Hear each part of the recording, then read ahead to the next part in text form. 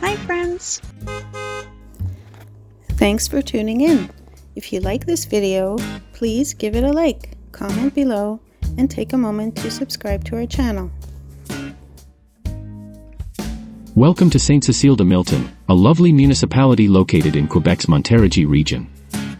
The history of Sainte-Cécile-de-Milton dates back to the early 19th century. The area saw its first settlers around 1825, primarily immigrants from Great Britain. The name honors Cecile Connolly and her husband Milton Reynolds, believed to be among the first families to settle in the area. Agriculture has long been the backbone of the local economy. The fertile lands are ideal for cultivating corn, soybeans, and apples. Another point of interest is the Église Sainte-Cécile-de-Milton, built in 1861.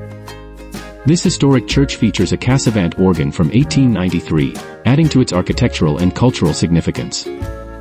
Sainte-Cécile-de-Milton offers a peaceful rural setting with a strong sense of community.